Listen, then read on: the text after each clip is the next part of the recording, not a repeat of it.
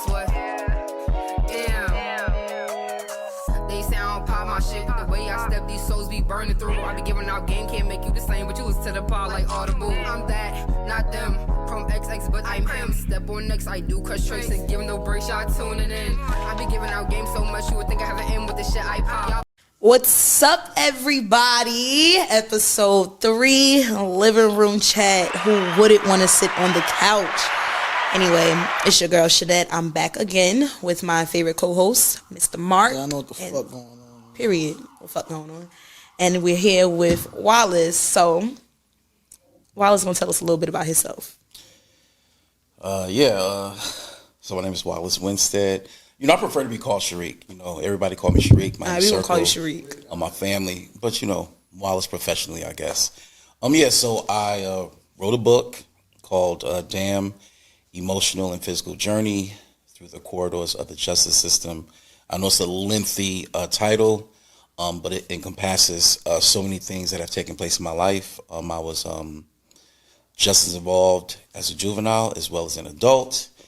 And it just follows that journey from being introduced into the system as a 12-year-old, eventually graduating into the adult system, a lot of the things that had transpired during that journey, which was, you know, physical, emotional. And the book ends with what I would consider my successes. Listen, I'm reading the book, and y'all know how we feel in the living room about supporting black-owned businesses. We said it before. I'm going to say it again. The book is in the middle of the table. It's sitting up, so when you're watching this show, you're going to see it. So there's no excuse for you not to type in the title. And don't worry, it'll be in the description box. Go get the book, man. Go get it. What is it? It's like $4 on Kindle. Hard copy it run you about maybe 20, 30 with shipping. Listen, don't be cheap. Y'all got it. You got it for an eighth and a bottle of dime. You got it. Listen, it's $1 million worth of game in that book, man. You're dropping a lot of gems in there. We're going to touch base about this book because I told you when we talked that I wanted to give you a live review on the book because I think, you know, listen, y'all know Wattpad, how we used to feel about Wattpad? Yeah. Man, listen, Wattpad ain't got shit on this book, yo. Wattpad ain't got shit on this book. I be at work on the iPad like this. It's going. So, all right, I mean, we all know, like, unfortunately, a lot of us either been in jail or know somebody that been in jail. So, you know, people do a lot of reading in jail. Is that, like, did you do a lot of reading, and is that what inspired you to come home and make a book? Well, yeah, I read everything. Romance, you know, autobiographical, sci-fi. I mean, you read everything, right? So I spent a lot of time in solitary confinement.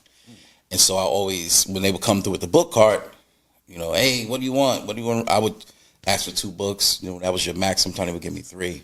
And I would read a book in a day, right? I just love reading books. I love information. But it didn't really, you know, encourage me to write a book. I wrote a book because it's like, it's so much that I need to say to people that I would be more comfortable with them reading it instead of me saying it to them, right? Because it's some really far out shit. And so some of the things in the book, well, most of the things in the book is so unbelievable. Even when I was writing it, I could not believe that I had actually, you know, did those things, experienced those things. So it was shocking to me, like, damn, nigga, you lived that shit? No funny shit. I have to agree.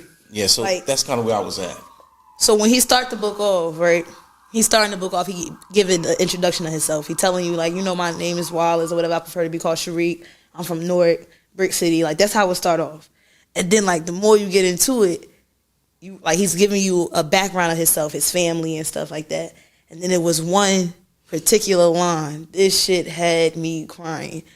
Dude said his mother whooped his ass so bad it felt like he was in a washing machine. That's a good ass whooping. I had one like that before, and I was in the house crying, yo. I'm like, nah, you ever had? That's one of them ass whoopings. You know you fucked up. It felt like you getting your ass whooped from 11 to 7. Yeah, I swear to God, that's an 8-hour shift. All you can do is take a nap after one of them. Yeah, that's one of them. You cry yourself to sleep like that, no dead ass, yo. What? I'm not even gonna lie to you, but like he said, it's some real shit in this book. Like, I read the book and I'm like, you experience something that no funny shit, put me in there for one day. I'm a fold. I'm going out there. I'm really skitzing out. Like, I'm really gonna do that. Like, you a tough soul for real. Yeah, it's emotional for me to talk about too. So, it's gonna, probably while we're doing this, this episode, I'm probably gonna pause, because, it is hard to talk about. I did use a lot of humor Soften it up. Yeah, because it is really painful. And, writing the book for me was therapeutic too. It's better. It was therapeutic. I feel like me and you are alike in some ways. Like, with me, sometimes I feel like words are not enough to express myself. Mm-hmm. If I put it into writing, then it does me a good service. Like, it feels like there's a burden that's lifted off my shoulders. Because now I get to express myself, and I get to use metaphors, and I get to explain myself in different ways. And then, like you said, you get to soften it up. Yeah, no, you get to and really decide. I only touched on my family and my background briefly. Yes. Because I didn't want it to be about them, right? But I know that without them, like, there's no me, right? So I had to mention them, especially my mother. She was a disciplinarian, and my mother used to beat my ass, right? But I was a bad kid, right? Listen, I was bad, and I deserved it. It was a lot.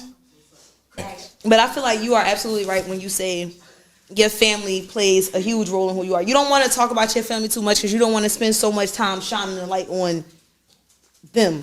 Right. When realistically, you lived these experiences. You went through the first emotions.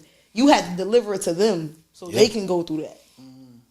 And then you had to receive how they felt, which contributes to more actions. Like, it just made you feel. And a lot of family members of mine, like all of my siblings have my book. Mm-hmm.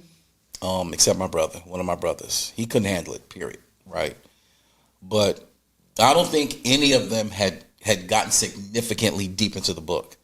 I think there were so many things in the book that made them go, like they couldn't go further, right? Or they jump around a little bit, and it's too intense for them. And it's just like my aunts, and I got some cousins. They all got it. But none of them have really came to me and said, hey, I read it in its totality, blah, blah, blah. My cousin Ebby, I know for a fact she read it. She called me about it, and she's really funny, and she's a creative, so she understood exactly what I was talking about in the book, and how I explained things. But it made me feel full that somebody had at least gotten my story. But I only believe that she got it and read it in its totality because her and I, we thick as thieves. Mm-hmm. That's my ace. Right. And so I believe that she felt compelled, like, I got to read this whole book. And so I appreciated that, so that uplifted me and made me feel really good. But honestly, I kind of don't want my family to read the whole book now, because I know what's in the book. Realistically. Yeah. So I know it'll be traumatic for them, right? It'll be really, really traumatic for them. But I do want them to ask questions, right? Because I don't think they fully understand what I had been through. Yeah.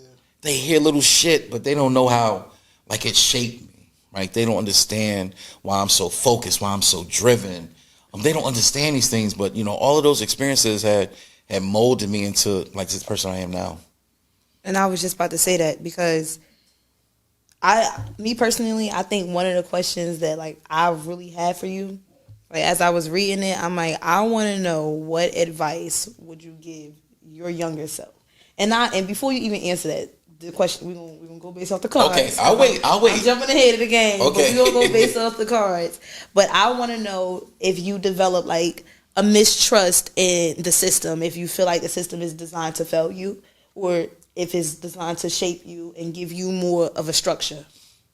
Is that a question now? Yep, that's a question now. Okay, that's a question now. So I really believe that the justice system is punitive in nature. It is not to make you a better person, because there's levels to this shit, right? You go in, for instance, I was 12.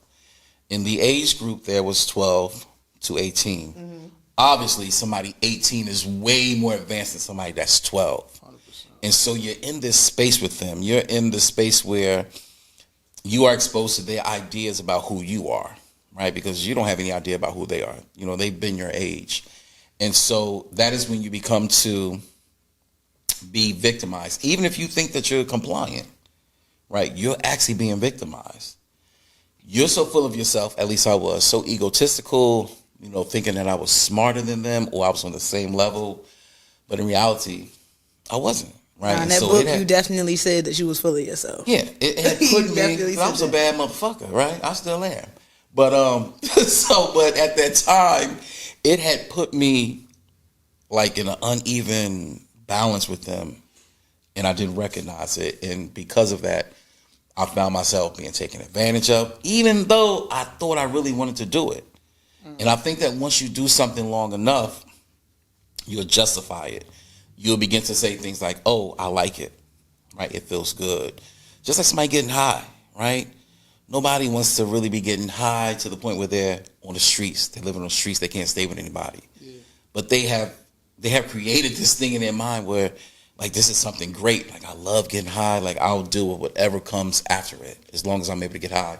And so that's how I was just processing all the things that I was dealing with. But I was also, like, terribly embarrassed about it after I did it. I mean, every single time. There hasn't been one time. And, you know, I have Will Chamberlain numbers. And I'm not proud to say it, right? But not one time did I actually do whatever we're going to cover. Did I not walk away feeling, damn, like I really did that? The thrill of it is what got you. Yeah, the system then once it was executed, it was like, I just fucked up. Yeah, the system is designed to crush you. It's to break you in every kind of way. You know, there's no rehabilitation in the system. I don't care how many classes they give you. I don't care. You know, it's really to destroy who you are. You know, it separates you from your family, especially as a juvenile. I mean, if you have a child or an adult or someone that has a child, like even now, can you imagine like your 12-year-old being locked up away from you and you can only see him like once a month or something like that? Mm-hmm. So it's traumatic for the parents too to not know what's going on with their child in there. Together. Yeah, so it was pretty hard for my mother. So when I would see her, man, I just felt like so down in my spirit because I would have to wear a mask. But I knew she knew me, and you know I knew that she could feel my spirit to know that things just wasn't right. And so it's a pretty bad situation. You went to Jamesburg? No. I actually went to juvenile in North Carolina. Oh, okay. My mom's mother, she was born in North Carolina. She got really sick, and she wanted to move to North Carolina to die. And so within 1 month of my grandmother dying, me and my brother, we had been introduced into the juvenile justice system. So one of the facilities was called Dobbs Training School, where I had went through like the initial trauma. So you spoke of your mom's mom, and to my understanding, you touched on her a little bit in the book as well. Mm-hmm. To the point where, well, you know, I'll let you lay out the events of what happened, but tell us a little bit about your grandmother. Oh, yeah. My grandmother, man, she died, if I'm not mistaken, at 51 years old. And she had heart failure. And on this particular day, my mother's like, hey, Reek, you know, stay home from school, yada, yada, yada. I want to go see my mother. Because my mom's mom had stayed with us for like a week. So we all made the, you know, move together. And so we had went to her house. And my mother was knocking on the door, you know, boom, boom, boom, boom. Ma, she's calling her. She never answered. She's like, Reek, go around the back. So when I go around the back of the house, I'm looking through the window, and I could see like a upraised hand, but it was clenched like this. It was like bent. Mm-hmm. And I recognized, like, something's wrong. Right. You know, she's screaming, I'm knocking on the window. So, you know, me being a little young crook that I was, I wet my fingertips. I'm pushing up the window. I crawl in the window. Damn, my grandmother is posted up on like 3 pillows. Her hand is really clenched in a fist, and she has one leg off the bed, and she's laying back with her mouth wide open. And I immediately began to grieve, not because my grandmother died, right? I expected this to happen. I knew this was going to happen. I began to grieve because my mother was the only child. And I began to think, like, how is this going to impact my mother? Right. And so like I was so like stunned by like how am I going to tell her this, that instead of me walking through the house to let her through, I meant to open up the front door to let my mom in the house, I went back out the window. Right?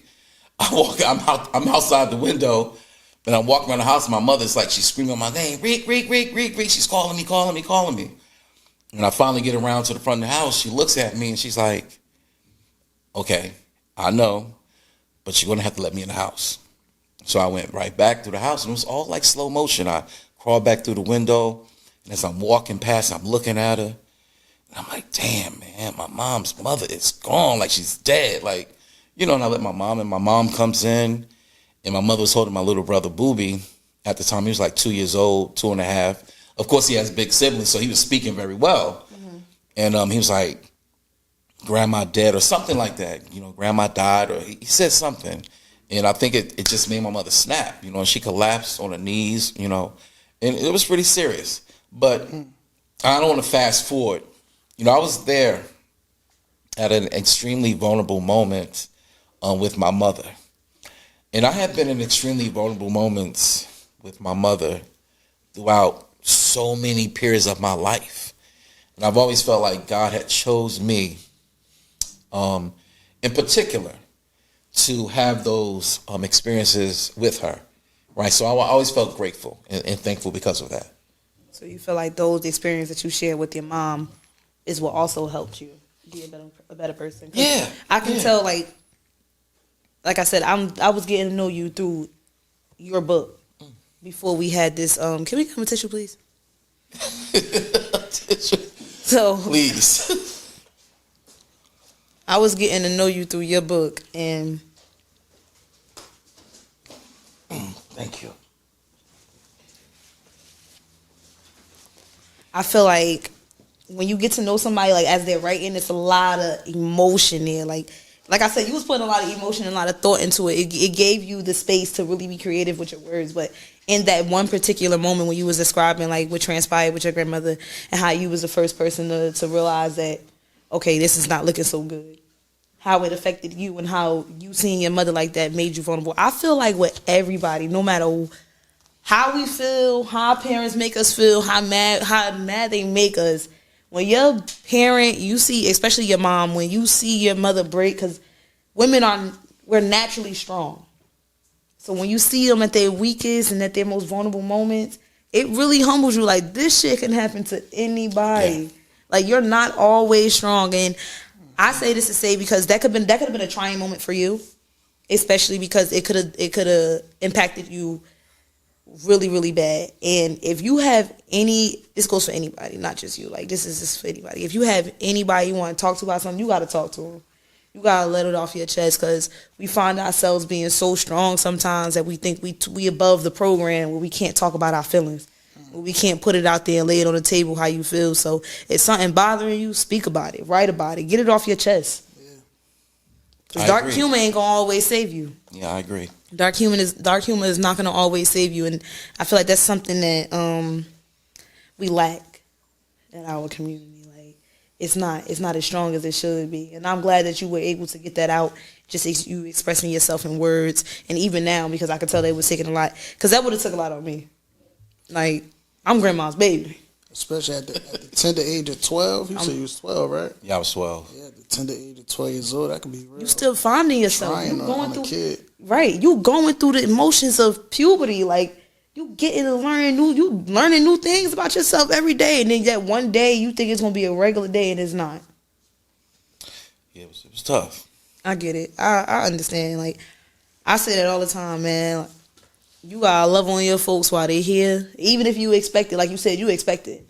So you knew one day it was coming, but it's still, you're never gonna fully be prepared for that moment, no matter how much you expect it. That's the God honest truth. 100%. But like I said before, I didn't want to jump too ahead of the game. If you could give advice to yourself, what would it be? To your younger self, like, right. You know, to 12-year-old. To 12-year-old you. Like, I've been asked this question before, and I don't have a straight answer for it. And I'm actually excited that I don't have an answer for it, because I believe that, life acronym, living is from experience. I believe that everything that we are is because of those growing pains, right? All of those things, they shape us. Whether you become a celebrity, whether you become, housing challenged, whether you become an author, whether you are incarcerated, it's those little moments in life that you just take them. And those experiences is what truly makes everybody uniquely individuals. That's why we can't be like anybody else. Like, we're all going to have these things.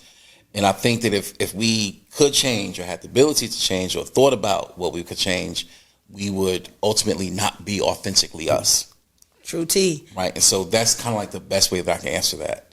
So do you feel like, as an adult, like right now in this present moment, you can give good advice to a kid who you see is headed down the wrong path? Absolutely. Absolutely. So what advice would you give them? Okay, because I am an empath. I do speak to a youth throughout the country. Mm-hmm. And I always tell them that don't think because you did something today that it's over with tomorrow. Right? Things will stay with you for the rest of your life, right? Consequences, they never go away. Like, even now, I have all this education. I have all these wonderful employment experiences, but your background does follow you, right? And you still have to answer for it, and people will still judge you for it. People will still discriminate. People will challenge you because of it. And I've had experiences, even in my own family. I've had siblings of mine tell me, how do you know you was locked up? Like, just because I was locked up, I don't have common sense, I don't have experiences, or like I'm not living. I'm just in prison. I'm still alive, right? I'm still dealing with different people, emotions, personalities, experiences. I'm still dealing with stuff. So people will invalidate you, when you commit crimes. And, it's this big thing. Oh, you're just a kid, and when you get older, it'll be over. No, they still will talk about it. And it'll impact you, especially what you have done. Right. So obviously, you stealing out of a corner store, isn't the same as you killing someone or robbing somebody. So depending on the crime, it impacts you differently. So I always tell kids, like, you're going to pay for whatever you do. It's going to be a struggle. So you have to make decisions to just not do it. I feel like you have a really good point with that. Because a lot of these kids nowadays, they feel like when it comes to the program, that shit don't apply to them. Yeah, that's how it don't feel. apply to them. And what it is, I think, is that it's because, unfortunately, some things are like a slap on the wrist here. Mm-hmm. Especially here. You can't go to Virginia and get away with the same shit. Oh, absolutely not. That you just did in New Jersey. You can't. It's no way. Virginia gonna humble you. I learned that. Commonwealth. I learned that in North Carolina. Right? Yes. If I would have did the things that I did in Jersey and North, you would have. I would be home. There, slap on the they wrist. put you right into the juvenile justice system. And the thing is, see, this is where it gets confusing for people. You are in there with other people that are way more advanced than you. And so you're going to be exposed to a lot of different things. Mm-hmm. And that's going to overwhelm your young mind. It's going to overwhelm you. Because realistically speaking, when you're 12, 14, 15, 16, your frontal lobe not even fully developed. Right. You can't even you can't make a rational decision to save your damn life. Everything is emotions. Everything. And sometimes experience shapes wonderful people. So when you do fucked up things, you need a consequence that match. Absolutely. You need something that will teach you fat meat not greasy. You really need this, like, people need to show you that. Like, and then it also goes with environment being a part to play, and having a part to play in that, family having a part to play in that too, because you can have family that believes in you, a family that instills the right things in you, a family that really motivates you to want to do better. But if your environment and your friend group and the people that you surrounding yourself with is really pushing you to do the wrong things, you might find a liking in that. And you really won't learn until shit get hot for you. Like you gotta learn sometimes. And I don't blame you for really being honest, because a lot of people are ashamed of it. How can you be ashamed of something that's really teaching you? And you literally have free will to speak about everything that's happening right now. A person who continues to do wrong and has to learn because they keep going in and out of jail, that's their comfort. I feel like at some point, especially from what I read, like you found a comfort, but then you was like, I don't like this about myself. I don't like this about myself at all. That's real. That's real as fuck, because there be times where I wake up and be like, I'm tired of my own shit. Yeah. You gotta be tired of your own shit for a second. Like I can't, glasses off. I'll be tired of my own shit. So I can 100% agree with you. Like if you don't get tired of your shit first, and everybody around you a yes man, you ain't gonna never grow. That's true. You ain't gonna never grow. You gotta put yourself in uncomfortable situations and uncomfortable environments to understand when enough is gonna be enough, when you really need to learn that it's time to grow the fuck up. So I want to go back a little bit, because I know you said that the first time you went to jail, you was 12 years old. Mm-hmm. So my question to you is like, what put you in that position? Do you feel like, or what crimes or situation led you to being locked up at 12? Because that's a very young age to go to jail. Okay, well, it's all psycho-emotional. So when I was a kid, and I'm not a kid anymore, so I don't really know how kids think for real. But These kids fucked up. I was a kid. They equated like masculinity with being tough, like not listening, knocking the nigga's head off. Like that was it. Fighting, like who you could fight, because in my era, you came up with brass knuckles, then you graduated to a pocket knife, then you graduated to a 22. So it was different stages. And now we got switches. Being that they carry these young boys, they carrying some shit. Yeah, so it's a whole different game now. Mm-hmm. So when I was younger, I didn't know that I was feminine or effeminate. I heard one of my cousins say to my mother one time, she was in a room, she's like, Rika sissy. And I didn't even know what a sissy was. But I remember my mother saying, like, what do you mean he's a sissy? And I forgot the conversation because I was scared to get caught at the door. Mm-hmm. So I walked away. But I do remember that my mother was defending me. Now, what made my cousin tell my mother I was a sissy, which I still don't understand why. My cousin, she was a makeup whore. Like she loved makeup, fingernail polish. And all of us would be in her room putting on fingernail polish. Boys, girls, my cousins, sisters, brothers, we was all doing this. But for me, for some reason, she was acting weird with me. Go take that off your hands. And I'm thinking to myself, yo, like, they doing it too. But I felt like she singled me out. And I don't understand. But when she dropped us off, I do recall having this conversation with my mother. And I did everything with my brothers. You know what I'm saying? Like, I got 2 older brothers. My sister Crystal, me and her was like this. Like, that's my ace. Like, even now, right? And we hung out a lot, the most. But with my 2 brothers, I always felt like I had to prove myself to them. Because, once again, I was like the feminine brother. And so, like, I wanted to be tough. And, whatever they was doing, I wanted to do it. So, my initial crimes that I had committed involved my brothers. And that's how I got introduced into the system, fucking with them. Mm-hmm. You know what I'm saying? Not strangers, my brothers. Trying to be masculine, whatever I thought masculinity was at that time. Hyper-masculinity be killing the crowd. Yeah. Seriously, like, just because you are attracted to the same sex, or you may have feminine traits, or you might be a quote-unquote sissy, doesn't make you any less of a man than the next. Because realistically, I done seen sissies and gay men put straight men on their ass. That has nothing to do with what you capable of. Like, just because you attracted to whoever you like, or you move a certain way, or you have certain characteristics that may come off as feminine, doesn't make you any less of a person. Like, when you put, even with some things, like, sometimes females might say that's a man's job. Realistically, you can do that too. It's like putting a gender role on stuff that don't even need a gender role for real. You know what's so weird though about what you just said? I don't think I was attracted to dudes growing up. Really, I believe that my ideas about beauty is liberal. Mm-hmm. When I was younger, I could look at a woman and say, "Oh, she's really pretty." I could look at a guy and say, "Oh, he's really handsome." But there was like no real sexual attraction, for me. It just wasn't. But it didn't mean I couldn't recognize. But you referenced that though. Yeah. So I wasn't gonna spoil it because they ain't read the book in the back of the room. But who really gives two fucks? Because y'all made me pause just for y'all not even be caught up. Like, who the fuck do y'all think y'all are? But right. They think they bigger than the program.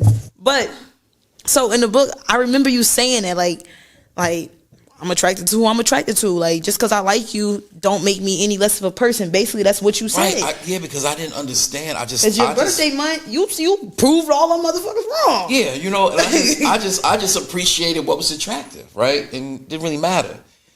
Now, I do believe that I began to develop an attraction once I was put into a system. Mm-hmm. That's all it was, right? That's all it was. So my hormones raging, I'm curious about sex or whatever, right? And so that is how I became deeply involved in it. I have no other explanation because I'm sure if there was girls there, I would have got me some pussy too. That's just what I'm thinking. Realistically. I'm just, if Gels was co-ed, you would have been in that too. Yeah, so that's what I'm thinking. But I think that just because we was all just guys, that's all it was. Yeah, and then a lot of them didn't want to live in their truth. But you was living in yours. Like, yeah. I respect that after a while, you got tired of that shit. Like, nobody want to keep... I'm not about to keep lying about who I am. Either you accept me as I am, but Mary say, you take me as I am. Yeah, and when you're young, right, you're androgynous. At least guys are, right? So, before puberty really kicks in, you're still looking like your mother, right? And guys do have longer eyelashes than women, right? These are just things that are natural. Dead ass. Y'all lashes, true, right? Eyebrows... And, better than I'm just saying, right? So when you're growing up like that, like you're androgynous, and if you're in that environment, you are looking like a little girl to these big ass teenagers, and that's how they was looking at me. They just judging the book by its cover, and most of the time, people like to project. People project a lot. Like, they don't be realizing it, but projection is real. Yeah. Don't put on me what you really are, because you want to you want to fake be this person that you're not. Boy, you ain't that kind of person. Living your truth, like the truth will really set you free for real. Like, yeah, I picked that photo actually on the cover of my book because it was my last year of innocence. After that year, and mind you, I continued looking like that up until I was like 13 or 14. But I was 10 years old in that picture right there. And I was really just innocent. So is it safe to say the product of the environment that you became really started with your brothers? Yeah. Because you had no clue. Like, you was associating. I was just with my brothers, that's it. You were associating actions with gender. I'm a male. I was. Yeah. So I gotta act this way. This is what guys do. Right. And I was doing it. I can't be mad at that. I can't be mad at that at all. Like, I can't imagine, because that's really silly till this day. Like you said, you don't know how kids think, but that's really how some of these kids think. And also because that's what they family or whoever they hang around, that's what they tell them. Yeah. Like, even you catch a little boy playing with a doll, you can't play with this. But I mean, realistically, they's probably not putting their head until you point it out. And that's true, because I've had numerous relationships with people, and they would say, "Hey, do you think my son gay?" And I would be offended by the question. The first reason why I would be offended by it is that, why are you sexualizing a child anyway?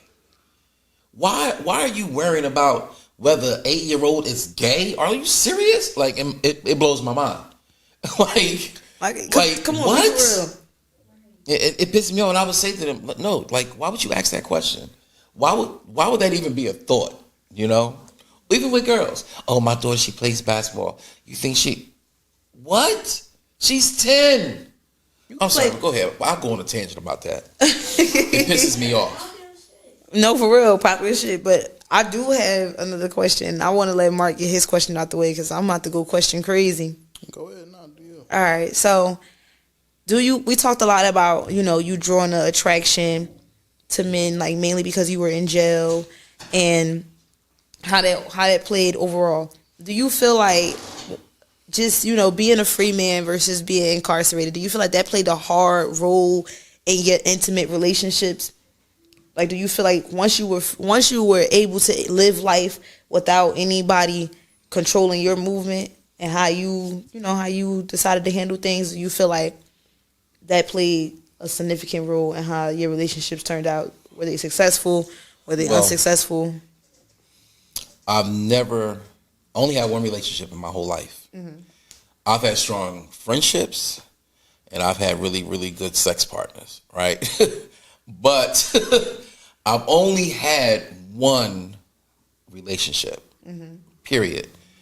And it's not their fault. I get bored easily. That's fair. I get bored real easy. But that's only because of my experiences. Like, I was fucking niggas every day. So I would fuck 5 niggas in one day, sometimes 6. I would have orgies, right? All kind of shit. Like, I'm just not really interested in people that long. Like, I've seen it all. Basketball type, football type, fat, skinny, short, tall, light skin, hazel eyes, all of it, right? I've seen it all. So it's kind of like wow, it takes a lot, right? Right. Wow, and so instead of me having all of these types, I had to mature and I had to begin to look for people that was good, like good for me. They were just a good person. They were a nice person. I had to stop being so superficial. Right. Yo, right. Superficial, that shit kills yes. Kill reality real quick. I was extremely superficial. And I'm not like that anymore. And I'm happy, right? Because it's showing maturation, right? Like, I'm really growing up. I feel like love's supposed to hurt. I think so, a little bit. To make it genuine. Okay. Because if it don't hurt, you would give it up so easy. I want to know how Mark feels. So, I feel like, do I feel like love is supposed to hurt? No.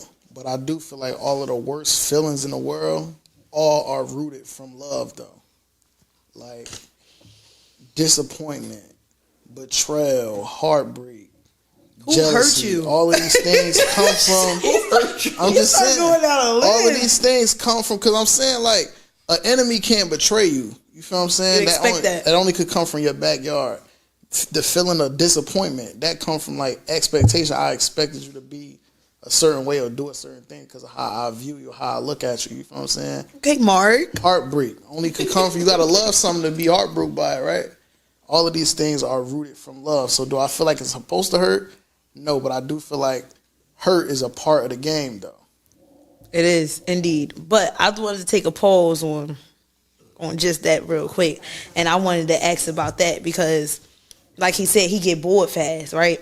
So you may have not been attracted to somebody how they was attracted to you. And they probably was hurt by that. But I do feel like sometimes it's not a shot at the men in the room. I don't be caring about people's feelings, though. I mean, I'm beginning. No, seriously, I'm beginning to, because I was trapped by people's feelings. You know. And I don't know if y'all have been in relationships where you trapped by somebody's feelings. Child, you don't want to tell. You don't want to hear my story. Listen. You be like, I can't do this, or their feelings gonna hurt. I can't. It's too much of being trapped by other niggas' feelings. You do it's not. It's a lot. Listen, and this is what I'm about to say. So that's why I said I don't want to take a shot at the men in the room. But sometimes I feel like some men are indeed weird as fuck because they feel like in order for them to properly love you, they got to put you through some shit. Motherfucker, this is a safe space. I didn't do nothing to you. Right. Like, I ain't do nothing to you. Like, and it just be the simple fact that I think what it is like y'all said, like, most of the shit comes from your backyard. You expected something out of one person, that one person gave you something totally different. But like you said, you don't know what we've been through. I done been through some shit. I done expected stuff out of everybody. That's why now got this little thing I like to live by. Expect disappointment so you don't be disappointed. Yes. Swear to God. I That's don't good. even play that. Like, I hold everybody at the same standard. I only give you the benefit of the doubt when you show me something different. If you can prove me wrong, I'll give you that. I'll give you that. I really will. Like, I recently caught myself on a crash out, and I want to thank my homegirl in the back of the room Tell us. for stopping me and putting a bigger picture in my head, because I was on one.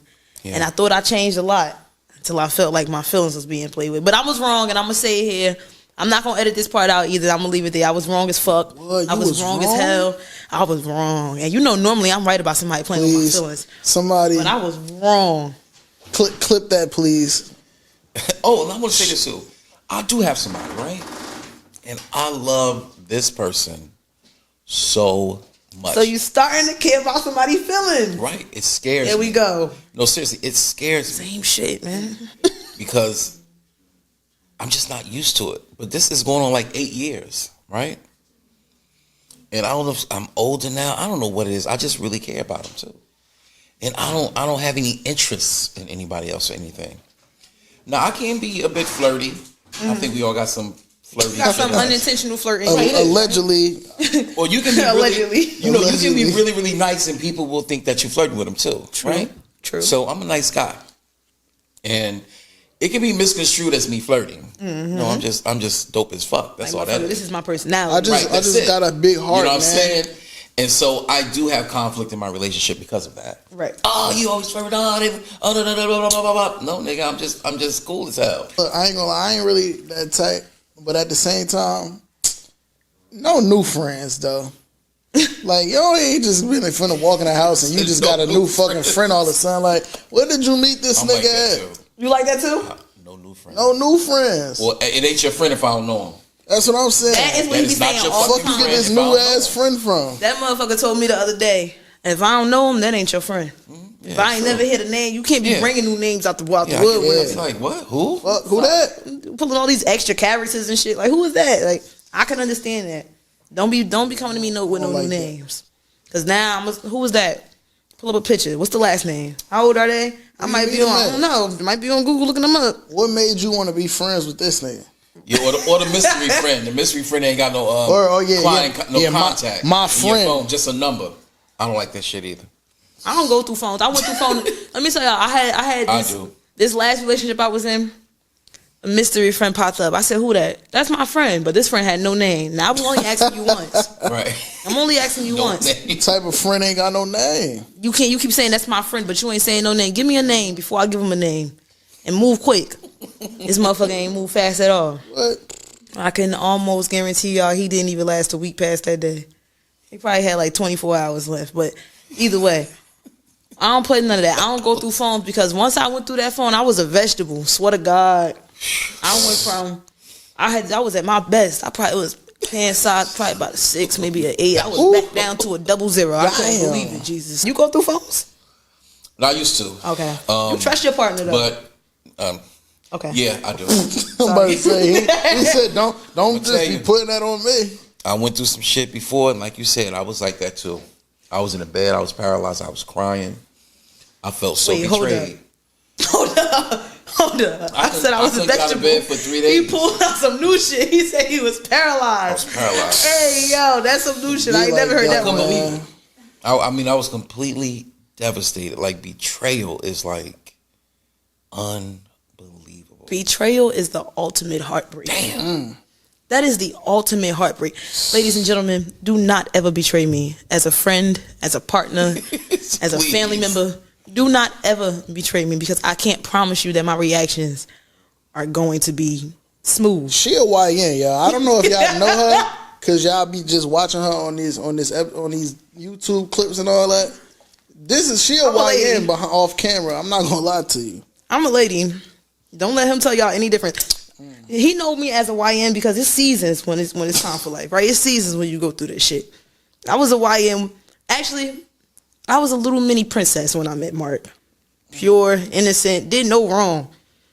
Life happened. I don't know what exactly happened. I think I was just going through some shit for no reason. I think I might have put myself through some shit. I really can't explain that to you. I was just wilding. Like, that was the season where I became a YN.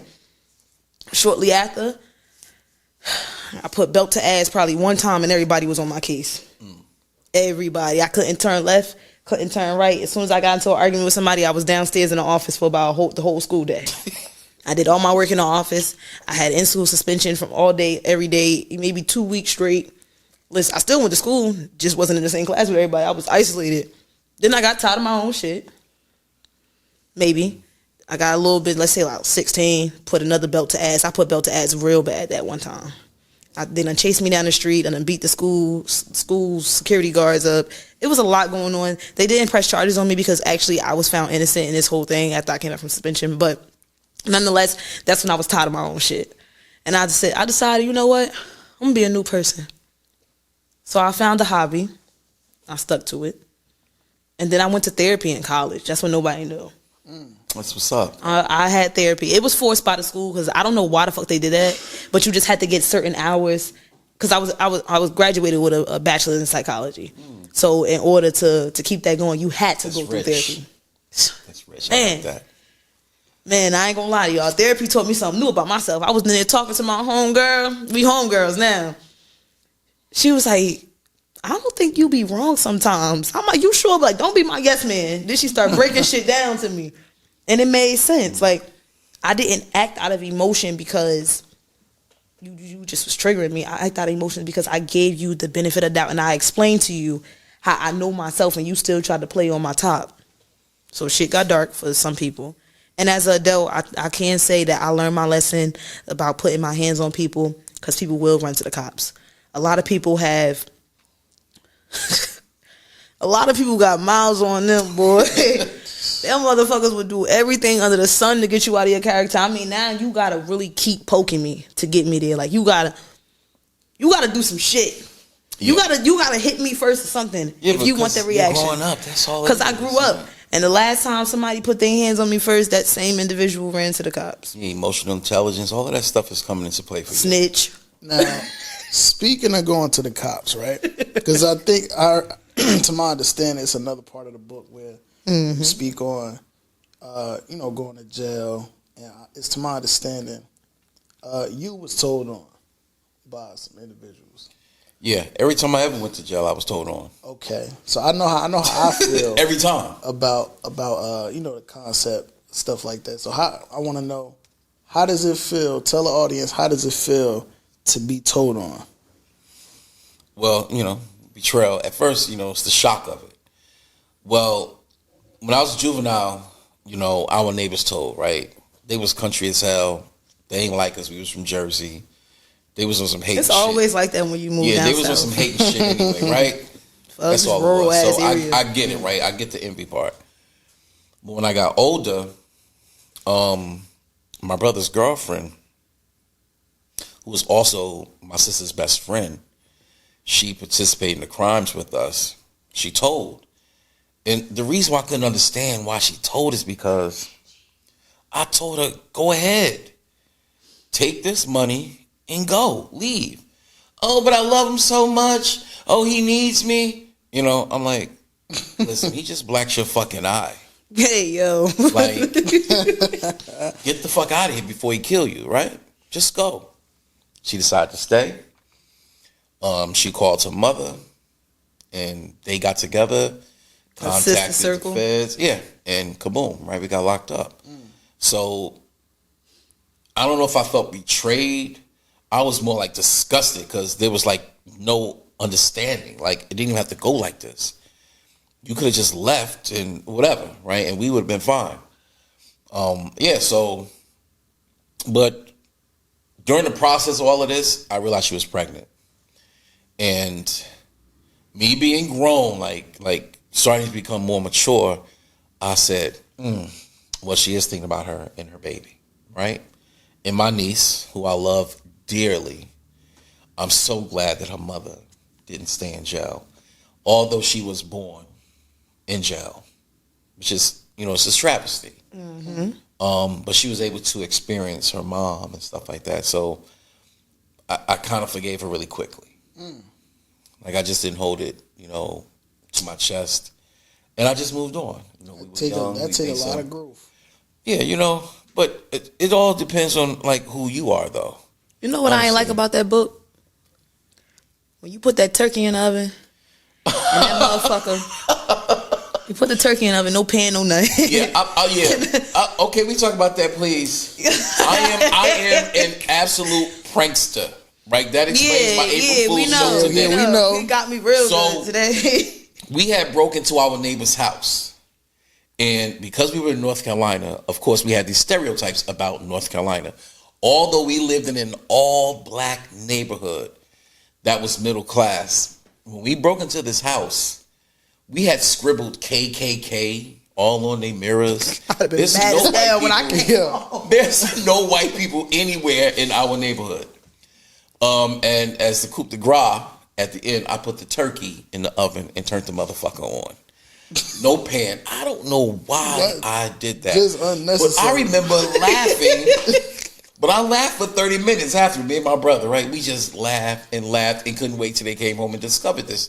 Now, what really makes it bad is that their father was a probation officer.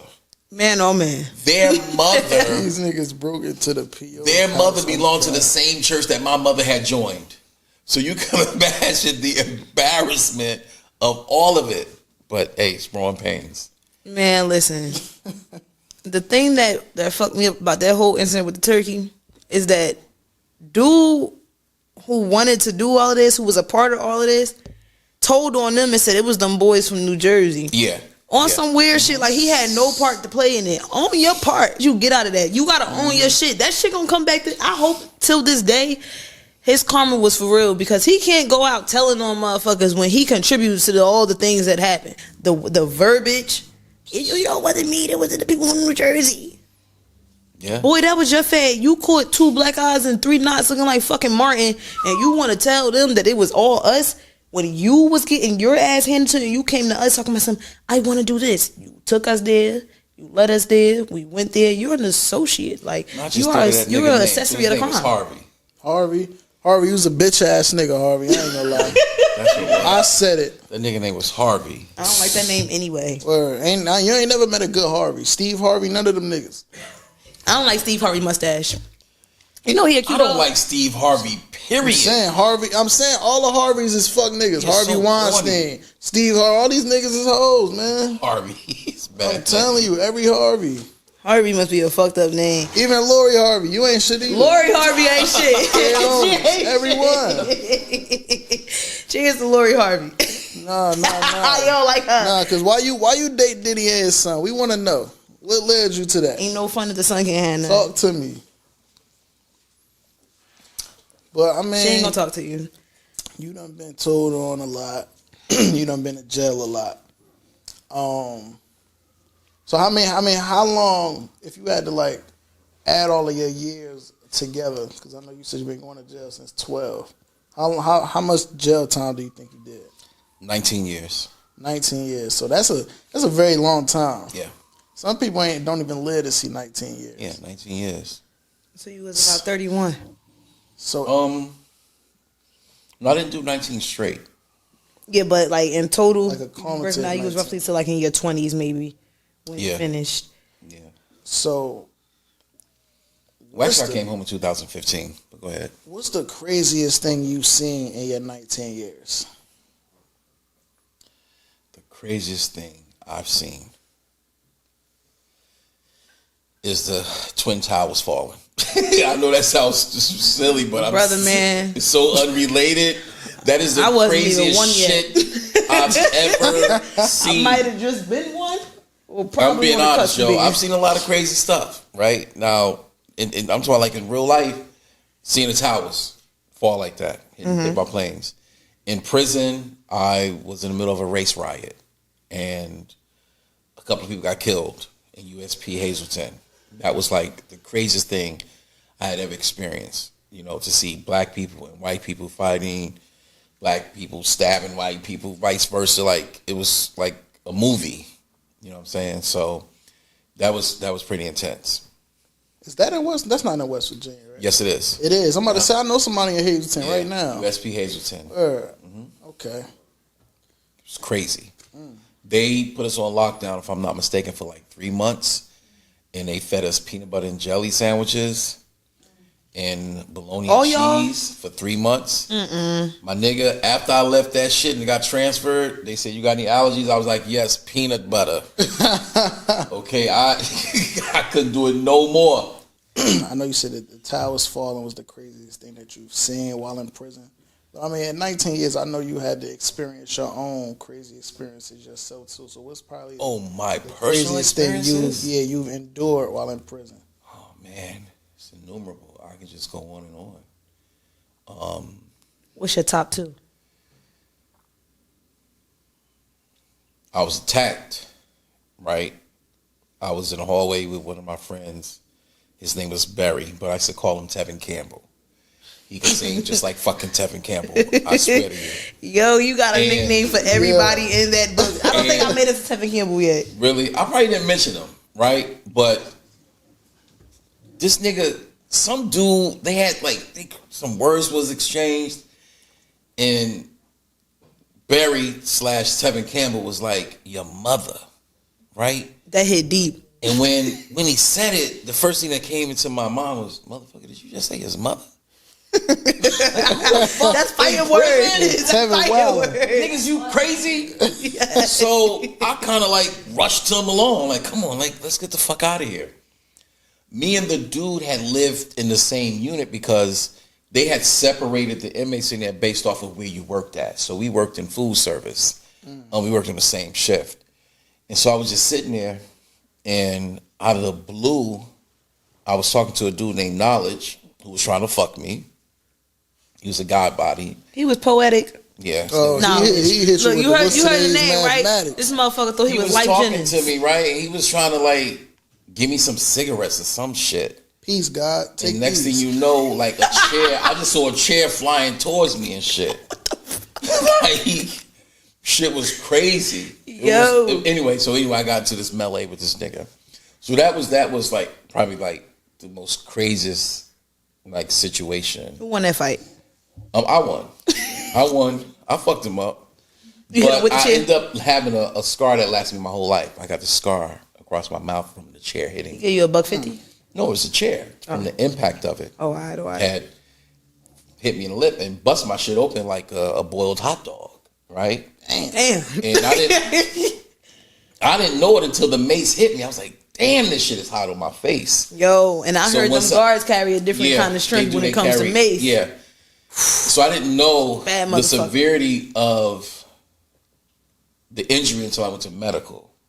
And so that's when I discovered how I could stick my tongue through my lip. That's how it was completely busted open. Nah, Split. no way cuz tried to give you a cleft lip. Yeah. So outside of that, then I had another situation where me and my partner, he had some beef with his homies from DC, and we was watching a movie because we got movie night on Friday, Saturday, and Sunday. And I remember his homeboy was like, "Yo, let me holler at you." And we was watching the movie, and I realized, damn, he's been gone a long time. Like, he's into this Transformer shit. So I go up and go to the room, and one of his other homies is standing outside the cell like, you can't go in there. I'm like, bitch, nigga, that's my cell. What the fuck you mean I can't go in my cell? So I kind of like mush him out the way. I go into the cell, they jump in this nigga, my partner. So I immediately jumped in, to assist. Yo, I'm really over here picturing all of this shit. Like, So- I just picture somebody in probably like maybe a gray or khaki standing in front like this. Yeah. Like, you can't go in there. I just picture you real.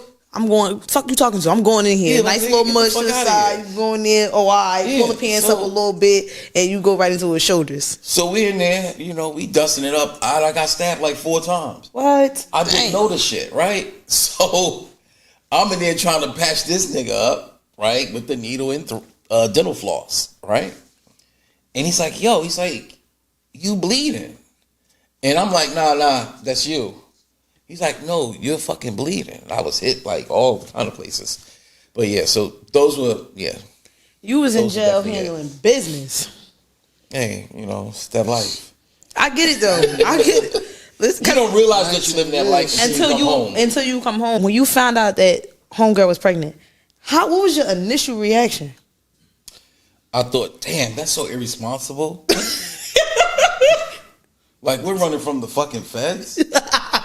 and like, bitch, you pregnant? Oh, Are you pregnant serious? on the Right? run? When did That's y'all the- have time? Like, y'all running from the bed. I know That was somebody quick. that's like that too. That's what I was thinking. Like, so irresponsible.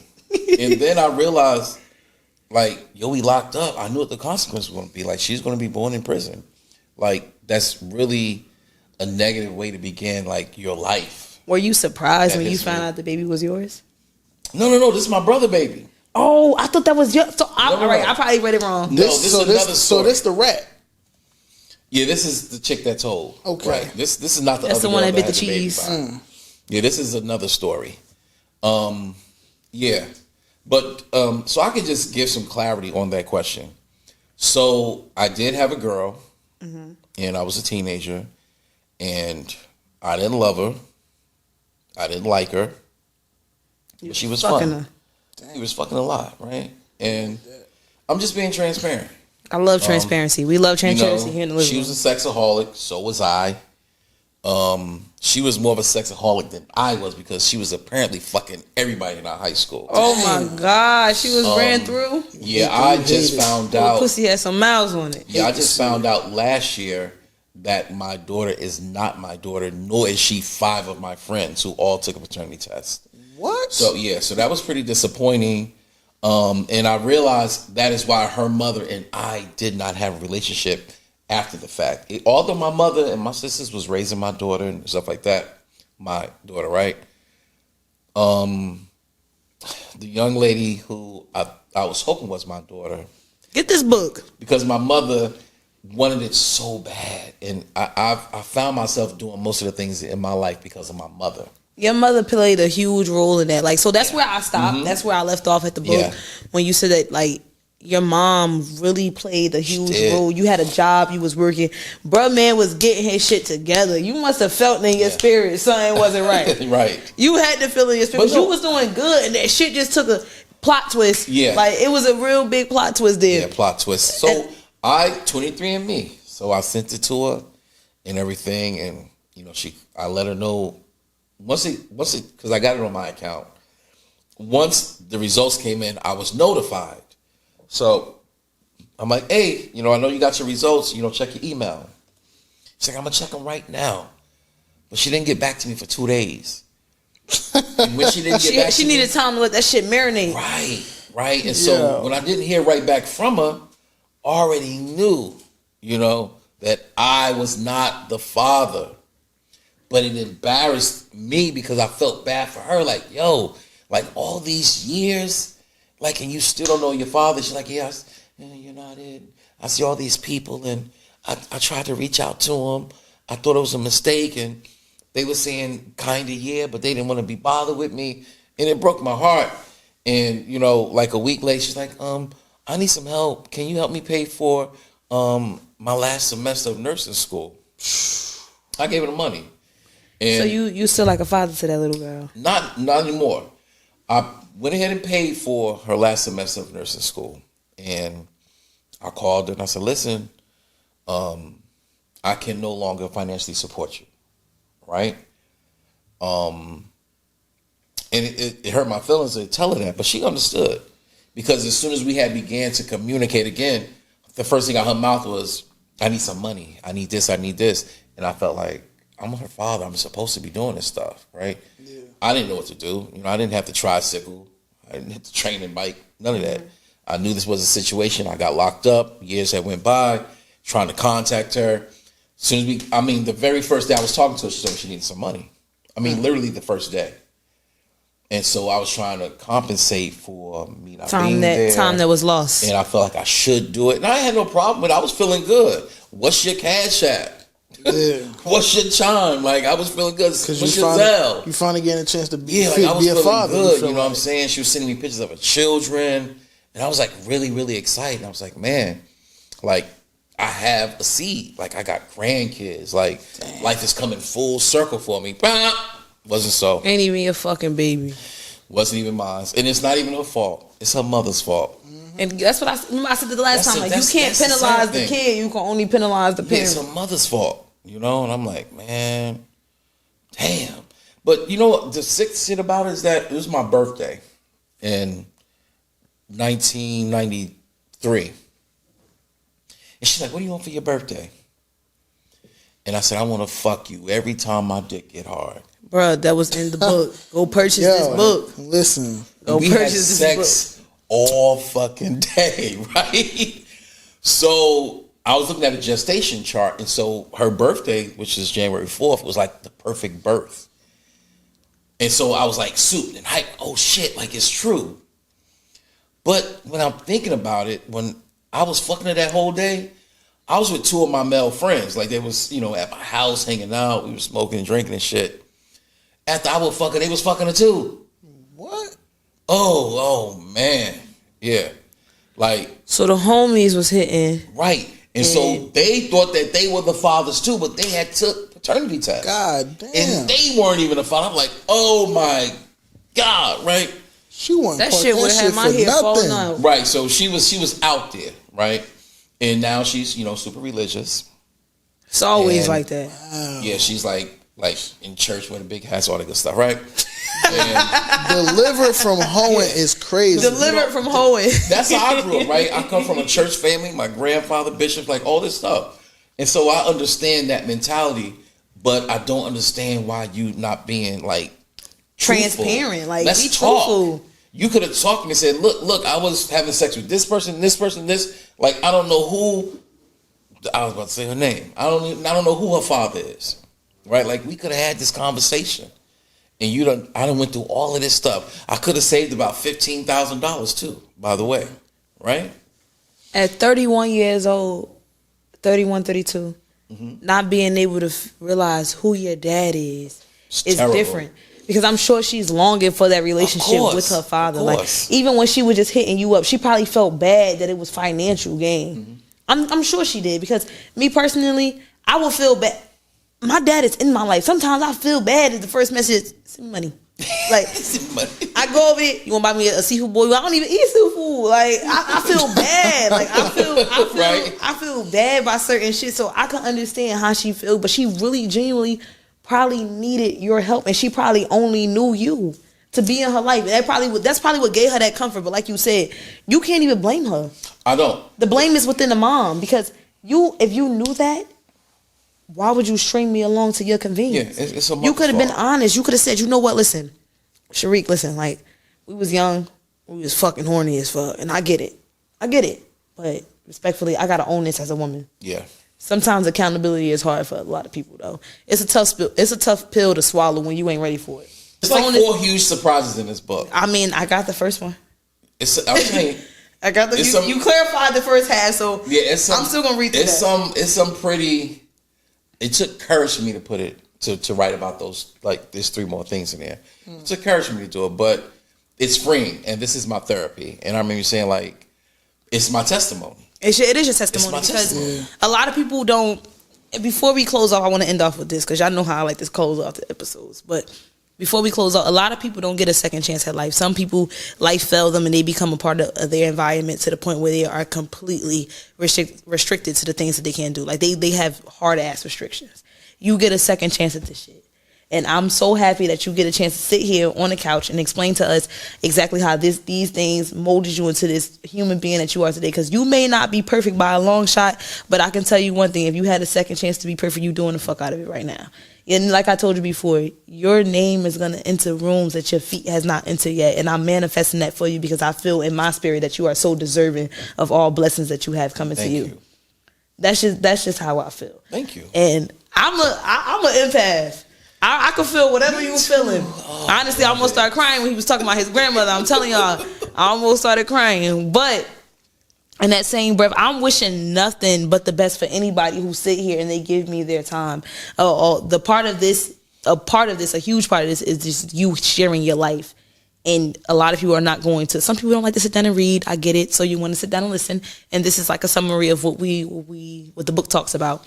And we ain't even scratched the surface on everything that's in the book. It's some real, like I said, we running out on time. So it's some crazy shit in the book that we didn't even get a chance to touch on. So make sure y'all grab the book for sure. And we living on borrowed time at that. So he borrowed half of that time before, but he getting the best out of it right now. He getting the best out of it right now. So what you don't learn as a kid, you definitely learn as an adult.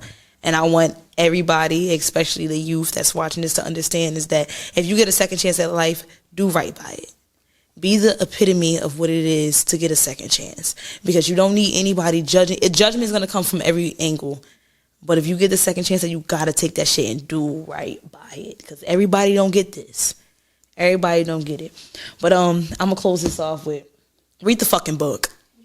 Read the book. Purchase the book. Buy the book. Do whatever you can. Tell us the name one more time before we leave. It is Damn. Emotional and Physical Journey through the Corridors of the Justice System. Austin McCauley is the publisher in New York. You can find this book on Border Books or Amazon. You can purchase it and send it to your Kindle for $4. Ladies and gentlemen, the hard copy is about $20+, but to get it instantly, it's $4 on Kindle. It's a living room chat. Your girl Net, your boy Mark, and my boy Sharik. We no longer calling him Wallace. His name is Sharik. Make sure y'all subscribe. Send it to everybody that you know. We out. We was sitting on the couch like this,